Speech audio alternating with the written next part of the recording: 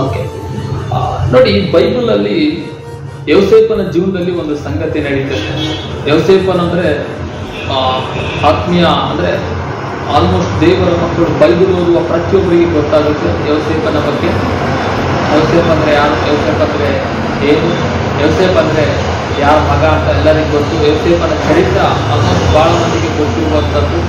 ಯಾಕೆಂದ್ರೆ ಯೋಸೇಫನ ಜೀವನದಲ್ಲಿ ಅವರು ಯಾರು ಮೋಸ ಮಾಡಲಿಲ್ಲ, ಹೊರಗಳವರು ಮೋಸ ಮಾಡಲಿಲ್ಲ, ತನ್ನ ದೇಶದವರು ಮೋಸ ಮಾಡಲಿಲ್ಲ, ತನ್ನ ಊರಿನವರು ಮೋಸ ಮಾಡಲಿಲ್ಲ.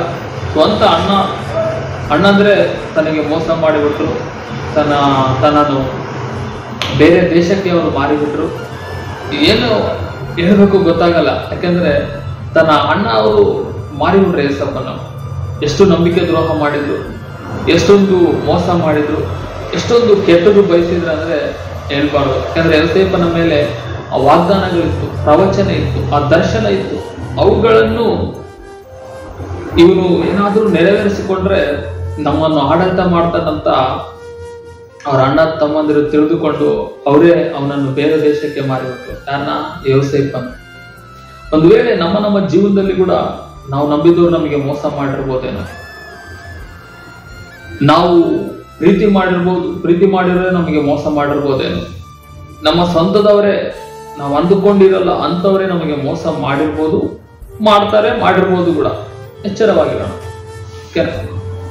ನಾನೇನ್ ಹೇಳಲಿಕ್ಕೆ ಇಷ್ಟಪಡ್ತೇನೆಂದ್ರೆ, ಒಂದು ವೇಳೆ ನೀನು ಅನ್ಯ ಮತಸ್ಥನಾದ ನಾನೇನು ಹೇಳಕ್ಕಾಗಲ್ಲ. ಒಂದು ವೇಳೆ ಯೇಸುವನ್ನು ನಂಬಿ ನೀನು ಮೋಸ ಹೋಗಿದ್ಯಾ, ಚಿಂತೆ ಮಾಡಬೇಡ, ಆ ಮೋಸ ನಿನಗೆ ಲಾಭಕರವಾಗಿ ಮಾರ್ಪಡಿಸ್ಕೊಡ್ತಾನೆ. ಒಂದು ವೇಳೆ ಯೇಸುವನ್ನು ನಂಬಿದವನು ವ್ಯಕ್ತಿ ಆಗಿದೆಯಾ, ನಷ್ಟ ಆಗಿದೆಯಾ, ಆ ನಷ್ಟ ಕೂಡ ದೇವರು ಲಾಭವನ್ನಾಗಿ ಮಾಡ್ತಾನೆ. ಇಲ್ಲಾಂದ್ರೆ ಮೋಸ ಹೋಗಿದ್ಯಾ, ಆ ಮೋಸವನ್ನು ಕೂಡ ತಿರುಗಿ ಬದಲಾಯಿಸಿ ನಿನ್ನನ್ನು ಆಶೀರ್ವಾದ ಮಾಡ್ತಾನೆ. ಆ ನಷ್ಟ ಬಯಸಿದ್ದಾರ, ಚಿಂತೆ ಮಾಡಬೇಡ. ನಿನಗೆ ಯಾರು ನಷ್ಟ ಬಯಸಿದ್ದಾರೋ, ಯಾರು ನಿನಗೆ ಕೊರತೆ ಬಯಸಿದ್ದಾರೋ, ಯಾರು ಎಂಥದ್ದನ್ನ ಬಯಸ್ಲಿ, ನೀನು ದೇವರ ಹತ್ರ ನೀನಿದ್ದಾಗ, ದೇವರ ಸಾವಾಸದಲ್ಲಿ ನೀನಿದ್ದಾಗ ಆತನು ಹಿತವನ್ನು ಬಯಸ್ತಾನೆ. ಎಲ್ಲರೂ ತುಳಿಯಕ್ ನೋಡಿದ್ರೆ ಆತನು ಅವರೆಲ್ಲರ ಎದುರುಗಡೆ ಮೇಲೆ ನಿಂದಿಸ್ತಾನೆ. ಎಲ್ಲರೂ ನೀನು ನಾಶ ಮಾಡಕ್ ನೋಡಿದ್ರೆ ಆತನು ನಿನಗೋಸ್ಕರ ಲಾಭವನ್ನೇ ಬಯಸ್ತಾನೆ. ಎಲ್ಲರೂ ನಿನ್ನನ್ನು ಹಾಳು ಮಾಡಕ್ ನೋಡಿದ್ರೆ ನಿನಗೋಸ್ಕರ ಅನೇಕ ಬಹುಮಾನಗಳನ್ನ ಕೊಡ್ತಾನೆ. ಯಾಕಂದ್ರೆ ಯೋಸೇಫನ್ ಲಾಸ್ಟಿಗೆ ಹೇಳೋದು, ಅವ್ರ ಅಣ್ಣಂದಿರೆಲ್ಲ ಬಂದು ನಾವು ನಿನಗೆ ಮೋಸ ಮಾಡಿದೀವಿ, ಕೆಟ್ಟದ್ದು ಬಯಸಿದ ಅಂತ ಹೇಳುವಾಗ ಯೋಸೇಫ್ ಹೇಳ್ತಾನೆ, ಹೌದು ನೀವು ನನಗೆ ಕೆಟ್ಟದೇ ಬಯಸಿದ್ರಿ, ಬಟ್ ದೇವ್ರು ನನಗೆ ಒಳ್ಳೇದನ್ನೇ ಬಯಸಿದ್ದ, ಅದು ನಿನ್ನ ದೇವರಾಗಿದ್ದಾನೆ. ಪ್ರಿಯ ದೇವಜನವೇ, ಚಿಂತೆ ಮಾಡಬೇಡಿ. ಮೋಸ ಆಗಿದ್ರು ಕೂಡ ನೋವಿರುತ್ತೆ, ಅದು ಬಾಧೆ ಪಡಬೇಡಿ. ದೇವ್ರು ನಿಮ್ಗೆ ದೊಡ್ಡ ಸಹಾಯ ಮಾಡಲಿಕ್ಕೆ ಶಕ್ತನಾಗಿದೆ. ದೇವ್ರನ್ನ ಹಾಕಿಕೊಡ್ರಿ, ದೇವ್ರನ್ನ ನಂಬ್ರಿ, ದೇವ್ರು ನಿಮಗೆ ಬಿಡುಗಡೆ ಮಾಡ್ತಾರೆ. ಪ್ರಾರ್ಥನೆ ಮಾಡ.